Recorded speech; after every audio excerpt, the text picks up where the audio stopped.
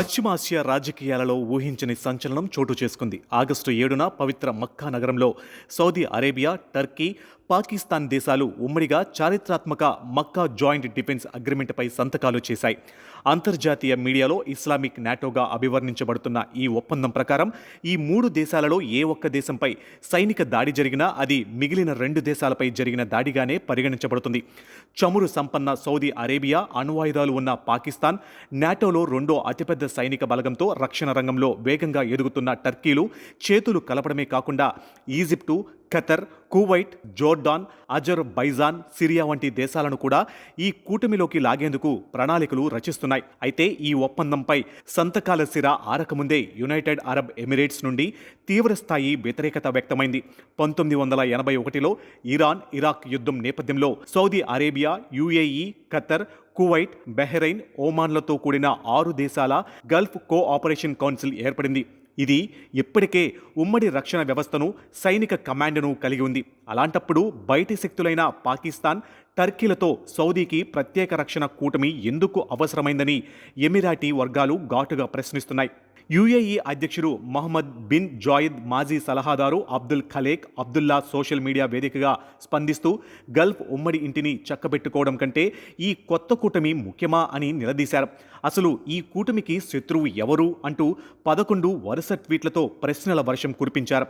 UAE లేవనెత్తిన ఈ అభ్యంతరాలపై Saudi Arabia ఏమాత్రం తగ్గకుండా గట్టిగానే ఎదురుదాడికి దిగింది. Saudi prince Abdullah Rahman bin Musaid ఈ అంశంపై ఘాటుగా కౌంటర్ ఇస్తూ సొంత జాతీయ ప్రయోజనాల కోసం ఏ దేశమైనా ఇతర దేశాలతో రక్షణ ఒప్పందాలు చేసుకునే పూర్తి హక్కు ఉంటుందన్నారు. ఇది గల్ఫ్ ఐక్యతకు ఎలా విఘాతం కలిగిస్తుందని ఆయన ప్రశ్నించారు.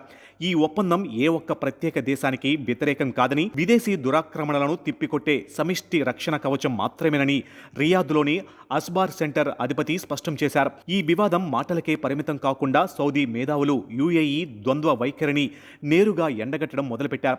ఇస్లామిక్ విద్యా సంస్థ మాజీ అధిపతి అబ్దుల్ అజీజ్ అల్ తువైజీ యుఏఈని లక్ష్యంగా చేసుకుని తీవ్ర వ్యాఖ్యలు చేశారు.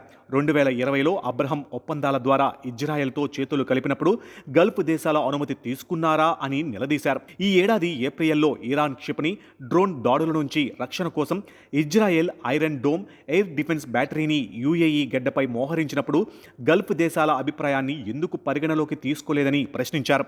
అంతేకాకుండా భారతదేశంతో యుఏఈ కొనసాగిస్తున్న విస్తృత రక్షణ భాగస్వామ్యాన్ని కూడా సౌదీ వర్గాలు బహిరంగంగా తెరపైకి తెచ్చాయి. వాస్తవానికి భారత్, యుఏఈల మధ్య పూర్తి స్థాయి ఉమ్మడి రక్షణ ఒప్పందం లేనప్పటికీ 2003 నుంచి ఇరు దేశాల మధ్య రక్షణ సంబంధాలు వేగంగా విస్తరించాయి. ముఖ్యంగా ఈ ఏడాది జనవరిలో ఇరు దేశాలు సైనిక సాంకేతికత, ఉమ్మడి ఉత్పత్తులు, సముద్ర భద్రత, ఉగ్రవాద నిర్మూలన లక్ష్యాలుగా strategic defence partnership framework పై సంతకాలు చేశాయి. ఒకప్పుడు ఐరన్ బ్రదర్స్గా పిలువబడ్డ సౌదీ, యుఏఈల మధ్య విదేశాంగ విధానంలో ఈ వ్యత్యాసాలు కొట్టొచ్చినట్లు కనిపిస్తున్నాయి. యెమెన్ అంతర్యుద్ధంలో కూడా సౌదీ అరేబియా అంతర్జాతీయ గుర్తింపు పొందిన ప్రభుత్వానికి మద్దతు ఇస్తూ ఉంటే యుఏఈ మాత్రం వేర్పాటువాద సదరన్ ట్రాన్సిషనల్ కౌన్సిల్కి అండగా నిలుస్తుంది. ఇది ఇరు దేశాల ప్రత్యక్ష విభేదాలను తీవ్రస్థాయిలో బయటపెట్టింది. మక్కా రక్షణ ఒప్పందం కేవలం 3 దేశాల సైనిక కలయిక మాత్రమే కాదు, పశ్చిమాసియా ప్రాంతంలో సరికొత్త వర్గపోరుకు ఇది ముమ్మాటికి నాంది. ఒకవైపు టర్కీ, పాకిస్తాన్ల అండతో కొత్త ఇస్లామిక్ రక్షణ కూటమిని సౌదీ అరేబియా నిర్మించుకుంటుంది. మరోవైపు భారత్, ఇజ్రాయెల్ వంటి అంతర్జాతీయ శక్తులతో యుఏఈ తన భద్రతా బంధాన్ని పటిష్టం చేసుకుంటుంది. ఈ రెండు గల్ఫ్ అగ్రరాజ్యాల మధ్య సాగుతున్న ఆధిపత్య పోరు సంప్రదాయ గల్ఫ్ ఐక్యతను సమాధి చేసేలా కనిపిస్తుంది.